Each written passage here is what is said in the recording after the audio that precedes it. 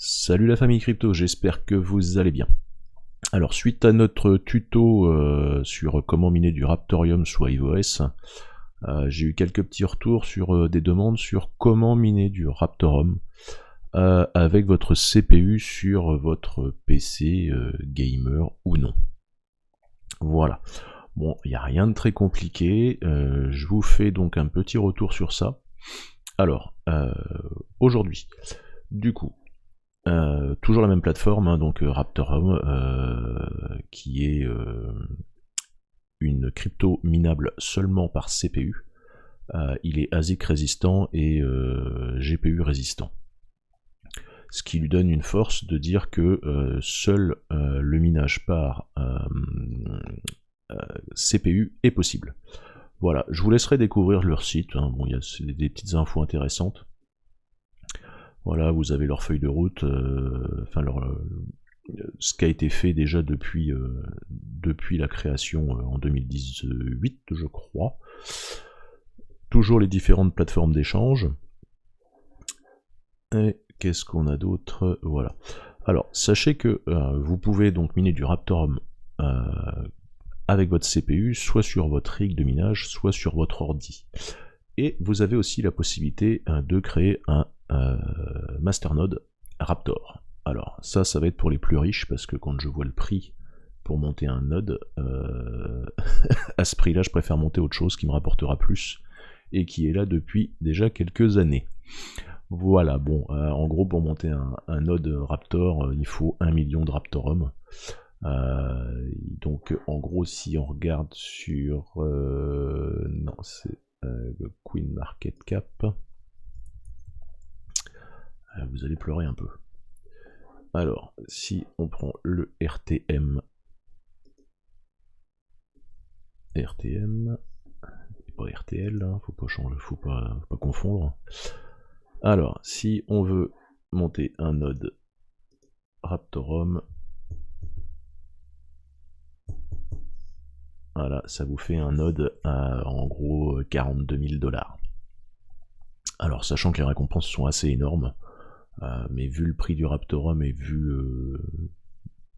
son classement sur CoinMarketCap, il est quand même dans les 3700. C'est une jeune crypto-monnaie. Le white paper est pas mal, mais bon voilà, il n'y a rien d'exceptionnel là-dessus. Alors pour l'instant, effectivement, c'est hyper rentable de le miner avec son CPU si vous avez vraiment un hash rate sympa. Mais enfin, pour ma part, je le mine, je sais pas ce que j'en ferai. Peut-être que je m'en servirai jamais, je vais le stocker sur mon wallet et puis on verra d'ici quelques temps ce que ça donne. Voilà, mais chacun est libre de faire ce qu'il le veut. Donc voilà, en monnaie. Ensuite, il va falloir télécharger CPU Miner. Donc vous cliquez dessus, vous allez que vous allez trouver ici, donc soit en version Linux, soit en version Windows. Attention, c'est un fichier compressé, il vous faudra le logiciel 7zip qui est gratuit, que vous pourrez télécharger aussi sur internet sans problème pour pouvoir le décompresser. Voilà pour ça, donc moi j'ai déjà téléchargé tout ce qu'il fallait. Vous avez donc le Rapto sur CoinMarketCap pour avoir le prix à peu près en direct. Vous voyez, on avait quand même eu des beaux pics là depuis le 14 novembre, hein, en fait. Depuis tout début novembre, on a commencé à parler du Rapto, comme quoi c'était facile de le miner avec un CPU. Les gens se sont rués sur cette crypto. On a eu un pump, là on a un petit dump, et on a un prix qui stagne autour de 40 centimes, voilà.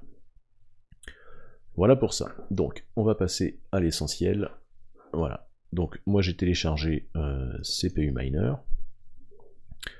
Dans CPU Miner, vous avez donc CPU Miner qu'il faudra, ce sera l'exécutable pour lancer votre configuration, et vous avez le fichier config.json qui va vous permettre de configurer votre miner. Donc, sur ce fichier JSON, vous avez ici la pool de minage par défaut, donc la pool européenne flop pool. En backup, vous avez la pool est-américaine. Si jamais celle-ci tombe, en fait, vous allez aller, le mineur va rediriger vers l'autre pool. Pardon. Ici, votre adresse de wallet. Ici, le nom du worker que vous voulez le donner.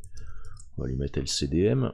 Le mot de passe, si vous voulez changer, vous pouvez mettre 1, 2, 3, 4, 5, 6. Hein. Faites ce que vous voulez. L'algo, donc, c'est GR, c'est celui qui nous intéresse. Trade. Alors ça va être le nombre de cœurs de votre processeur. Donc si vous avez un double cœur, un quad core, un 8 core, voilà, si vous avez 12 cœurs et que vous voulez en faire travailler que 6, vous pouvez mettre 6, ou 8 ou 10, ou faire travailler tout le monde, donc les 12. Si vous mettez 0, il va utiliser le maximum de la puissance. Le tuneful, là il est sur false. En fait, quand vous allez lancer pour la première fois CPU Miner, il va tester les performances de votre CPU. Ça va durer entre 1 et 2 heures selon le CPU, et il va aller chercher la meilleure configuration pour miner afin d'avoir le meilleur hash rate. Si vous le mettez sur True, en fait, il va lancer directement et vous n'aurez peut-être pas forcément les meilleures performances. Donc laissez-le sur False. Une fois qu'il aura trouvé sa meilleure config, il l'enregistrera dans le fichier tuneconfig. Donc par exemple, si vous mettez tuneconfig,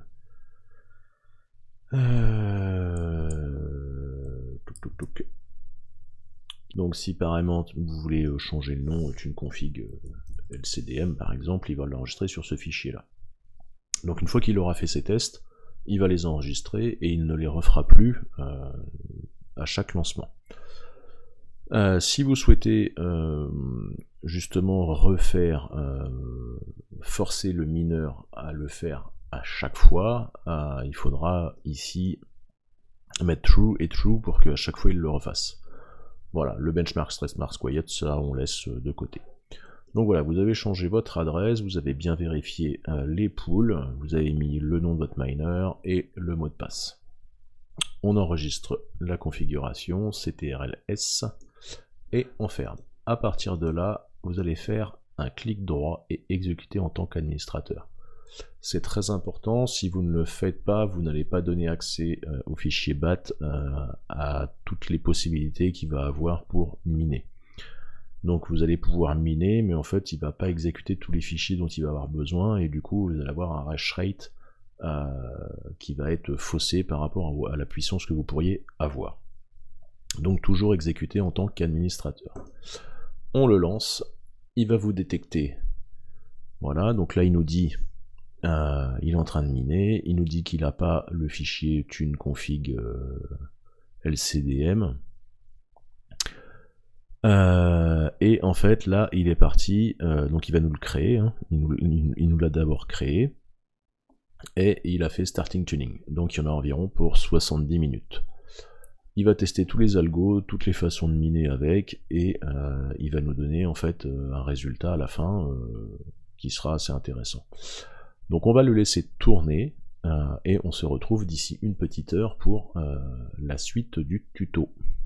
Donc nous revoilà après quelques minutes, 57 minutes exactement, après la phase de test de CPU Miner sur mon ordi. Donc si on revient en arrière, voilà, on voit la phase de test selon les différents processus de minage sur le CPU. Voilà, donc on voit un petit peu les différentes avancées. On va aller sur la fin. Hop, hop, hop. Alors, tac. Donc on va essayer de voir un petit peu ce qui s'est passé sur...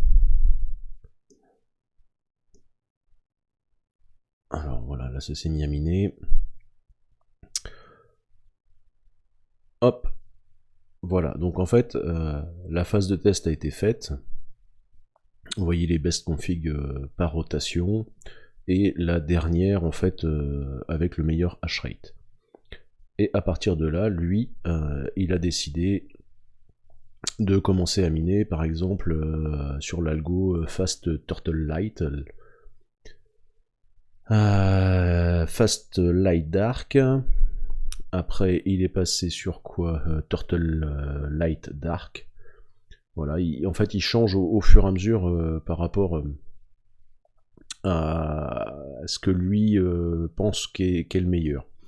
Puisqu'il faut savoir que en fait, au bout d'un petit laps de temps, le mineur va commencer à miner pour le programmeur en fait du miner, puisque ce sont les fees que vous allez donner en fait au créateur du logiciel. Voilà, et ben écoutez, rien de plus simple, la phase de test est quand même la plus longue. À partir de là, vous pouvez aller sur Flockpool avec votre adresse Raptorium, pardon. Vous cliquez dessus, et là vous allez voir en fait, moi, hop, alors on descend, j'ai mes rigs et j'ai mes serveurs et ordi qui minent dessus.